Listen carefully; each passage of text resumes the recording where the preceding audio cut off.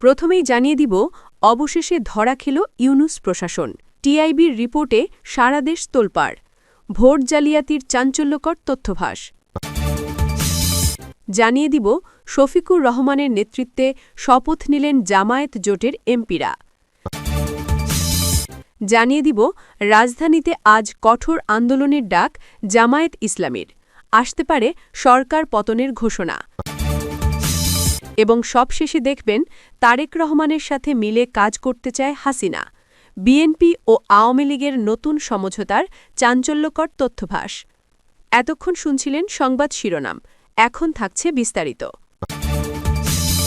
গত ১২ তারিখের নির্বাচনের পর থেকেই আমরা বারবার স্পষ্ট কণ্ঠে বলেছি, এটা নিছক কোনো সাধারণ নির্বাচন ছিল না। এই ভোটের ভেতরে লুকিয়েছিল বহুস্তর বিশিষ্ট এক সুপরিকল্পিত নকশা। আমরা শুরু থেকেই বলেছি, এখানে ইঞ্জিনিয়ারিং হয়েছে। কাজ করেছে এমন এক অদৃশ্য কাঠামো, যাকে অনেকেই ডিপ স্টেট নামে চিহ্নিত করছেন। এই গোপন মেকানিজমের মাধ্যমে একটি রাজনৈতিক পক্ষকে পরিকল্পিতভাবে এগিয়ে দেওয়া হয়েছে, আর অপর পক্ষকে নির্দিষ্ট এক সীমার ভেতরে আটকে রাখা হয়েছে। বিশেষ করে বিএনপিকে সুবিধা দেওয়া এবং জামায়াত জোটকে ১০০ আসনের নিচে সীমাবদ্ধ রাখার অভিযোগ তখন অনেকের কাছেই বাড়াবাড়ি বলে মনে হয়েছিল। অনেকে এটাকে রাজনৈতিক পরাজয় ঢাকার কৌশল বলেও মন্তব্য করেছিলেন। কিন্তু এখন যখন একের পর এক নতুন তথ্য সামনে আসছে, তখন কি সেই প্রশ্নগুলো নতুন করে ভাবার সময় আসেনি? কারণ এবার খোদ ট্রান্সপারেন্সি ইন্টারন্যাশনাল বাংলাদেশ বা টিআইবি তাদের পর্যবেক্ষণে এমন কিছু তথ্য সামনে এনেছে, যা পুরো বিতর্ককে ভিন্ন মাত্রা দিয়েছে। টিআইবির ভাষ্যমতে নির্বাচনে জাল ভোটের প্রমাণ পাওয়া গেছে এবং প্রশাসনের একটি অংশ দায়িত্ব পালনে ছিল চরমভাবে নিষ্ক্রিয়। তারা গবেষণার জন্য দৈব চয়ন পদ্ধতিতে ৭০টি আসন নির্বাচন করেছিল। সাধারণ ভাষায় যাকে বলা হয় র্যান্ডম স্যাম্পলিং, যার মাধ্যমে নিরপেক্ষভাবে কিছু এলাকা বেছে নিয়ে সারা দেশের একটি ধারণা নেওয়া হয়। এই ৭০টি আসনের মধ্যে ১৫টি আসনে, অর্থাৎ প্রায় ২১.৪% এলাকায় এক বা একাধিক জাল ভোটের উপস্থিতি পাওয়া গেছে। তবে এখানে একটি বিষয় পরিষ্কার করে বলা জরুরি। টিআইবির নির্বাহী পরিচালক ড. ইফতেখারুজ্জামান নিজেই বলেছেন, এর মানে এই নয় যে সারা দেশে ঠিক ২১% ভোট জাল হয়েছে। কিন্তু এখানেই বড় প্রশ্ন তৈরি হয়। যদি দৈবচয়নে নির্বাচিত আসনগুলোর প্রায় ৫ ভাগের ১ ভাগে অনিয়ম ধরা পড়ে, তাহলে পুরো ৩০০ আসনের প্রকৃত চিত্রটা কেমন হতে পারে? এটা কি বিচ্ছিন্ন কয়েকটি ঘটনা, নাকি একটি বৃহত্তর প্রবণতার ইঙ্গিত? এবার আসা যাক নির্বাচিত সংসদ সদস্যদের আর্থিক অবস্থার দিকে। টিআইবির দেওয়া তথ্যমতে ত্রয়োদশ জাতীয় সংসদের প্রায় অর্ধেক এমপির উপর রয়েছে বিপুল অঙ্কের ঋণের বোঝা। এই ঋণের মোট পরিমাণ প্রায় ১১,৩৫৬ কোটি টাকা, যা আগের ৪টি সংসদের তুলনায় সর্বোচ্চ। এই সংখ্যাটি কেবল একটি হিসেব নয়, এটি একটি বড় সতর্কবার্তা। সবচেয়ে উদ্বেগজনক বিষয় হল দলভিত্তিক ঋণের চিত্র।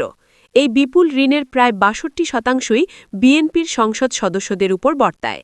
অন্যদিকে জামায়াতে ইসলামীর এমপিদের ক্ষেত্রে এই হার মাত্র ১৬%-এর কাছাকাছি। এই ব্যবধান শুধু সংখ্যাগত পার্থক্য নয়, বরং এটি একটি গভীর রাজনৈতিক বাস্তবতার প্রতিফলন। কারণ যখন একজন জনপ্রতিনিধি বড় ধরনের আর্থিক চাপে থাকেন, তখন তার সিদ্ধান্ত কতটা স্বাধীন হবে সেটি প্রশ্নের মুখে পড়ে। তিনি কি জনগণের স্বার্থে সিদ্ধান্ত নেবেন, নাকি ব্যক্তিগত আর্থিক দায় কমানোর পথ খুঁজবেন? জাতীয় সংসদ মূলত আইন প্রণয়নের কেন্দ্রবিন্দু, কিন্তু সেখানে যদি ব্যবসায়ী শ্রেণীর আধিপত্য বেশি থাকে, তাহলে আইন প্রণয়নে ব্যবসায়িক স্বার্থ প্রাধান্য পাওয়ার আশঙ্কা থেকেই যায়। টিআইবির তথ্যমতে এবারের সংসদেও প্রায় ৬০% সদস্য ব্যবসা বাণিজ্যের সঙ্গে যুক্ত। আগের সংসদের তুলনায় এই হার কিছুটা কম হলেও এখনও এটি বেশ বড় একটি অংশ। তখন প্রশ্ন উঠে আসে, সংসদে যখন ব্যবসায়ী সংখ্যাগরিষ্ঠ হয়, তখন নীতি নির্ধারণ কি পুরোপুরি নিরপেক্ষ থাকে, নাকি সেখানে অর্থনৈতিক স্বার্থ অগ্রাধিকার পায়? এই প্রশ্নগুলো কেবল রাজনৈতিক বিতর্ক নয়, বরং রাষ্ট্রের ভবিষ্যৎ কাঠামোর সঙ্গেও সরাসরি জড়িত। এবার ফিরে আসি নির্বাচন ব্যবস্থাপনার প্রশ্নে। জাল ভোট হঠাৎ করে হয় না, এর পেছনে থাকে একটি উপযোগী পরিবেশ, সুযোগ এবং অনেক সময় নীরব সম্মতির সংস্কৃতি। টিআইবির পর্যবেক্ষণে বলা হয়েছে, নির্বাচন পরিচালনার সঙ্গে যুক্ত প্রশাসনিক এবং আইন-শৃঙ্খলা বাহিনীর একটি অংশ যথাযথভাবে সক্রিয় ছিল না। তারা প্রভাবমুক্ত পরিবেশ নিশ্চিত করতে ব্যর্থ হয়েছে। এই নিষ্ক্রিয়তা কি কেবল অবহেলার ফল, নাকি এর পেছনে অন্য কোনো চাপ বা নির্দেশনা কাজ করেছে?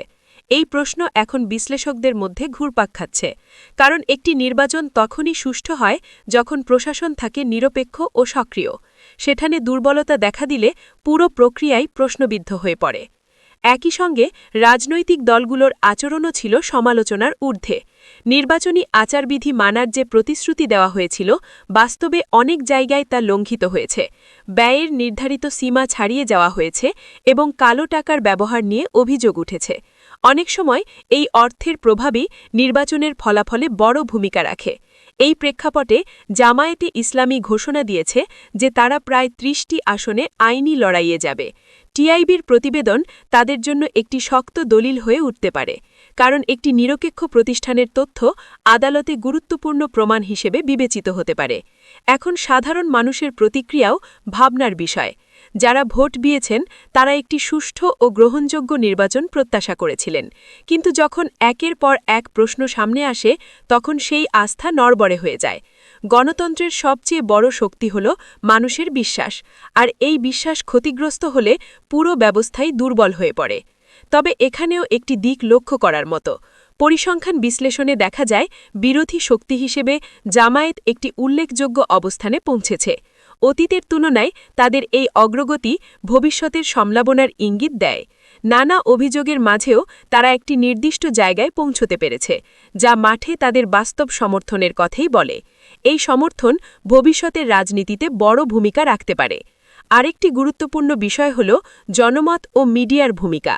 অনেক সময় এমন এক ন্যারেটিভ তৈরি হয় যা বাস্তবতার পূর্ণ চিত্র তুলে ধরে না। এতে সাধারণ মানুষ বিভ্রান্ত হয় এবং রাজনৈতিক বাস্তবতা বোঝা কঠিন হয়ে পড়ে। এই পরিস্থিতিতে রাজনৈতিক দলগুলোর জন্য সবচেয়ে বড় চ্যালেঞ্জ হল কৌশলগতভাবে প্রস্তুত থাকা। শুধু মাঠের রাজনীতি নয়, বরং আইনি, প্রশাসনিক ও নীতি নির্ধারণী পর্যায়েও শক্ত অবস্থান তৈরি করতে হবে। বাস্তবতা হল, রাষ্ট্র ক্ষমতা কেবল জনসমর্থনের উপর নির্ভর করে না। এর সঙ্গে জড়িত থাকে সিস্টেম, কাঠামো ও প্রতিষ্ঠান। এই জায়গাগুলোতে শক্ত ভিত্তি না থাকলে বারবার একই সমস্যায় পড়তে হয়। সবশেষে বলা যায়, এই নির্বাচন কেবল একটি ফলাফল নয়, এটি একটি বার্তা। এখানে আছে পরিসংখ্যান, বিশ্লেষণ, সন্দেহ ও সম্ভাবনার মিশ্রণ। এখন দেখার বিষয়, এই প্রশ্নগুলো ভবিষ্যতে কোনো পরিবর্তনের পথ খুলে দেবে কিনা, নাকি সবকিছু আগের মতোই চলতে থাকবে। প্রিয় দর্শক, আপনার কি মনে হয়, এই নির্বাচন কি সত্যি একটি টার্নিং পয়েন্ট, নাকি এটি আরেকটি রাজনৈতিক অধ্যায় মাত্র? দেশের চলমান অস্থিরতা ও পরিস্থিতির প্রতিবাদে আজ রাজধানীতে বিক্ষোভের ডাক দিয়েছে বাংলাদেশ জামায়াত ইসলামী। জাতীয় মসজিদ বাইতুল মোকাররমের উত্তর গেটে জামায়াতে ইসলামী ঢাকা মহানগরী দক্ষিণের উদ্যোগে বিক্ষোভ, মিছিল ও সমাবেশ অনুষ্ঠিত হওয়ার কথা। এর আগে গতকাল সোমবার একই স্থানে জামায়াতসহ ১১ দলীয় ঐক্যজোট বিক্ষোভ কর্মসূচি পালন করে। জামায়াতে ইসলামীর আমির ড. শফিকুর রহমানের নেতৃত্বে জামায়াত জোটের এমপিরা শপথ গ্রহণ করেছেন। মঙ্গলবার দুপুর ১২টা ২৩ সংসদ ভবনে সংসদ সদস্যদের শপথ বাক্য পাঠ করান প্রধান নির্বাচন কমিশনার এএমএম নাসির উদ্দিন।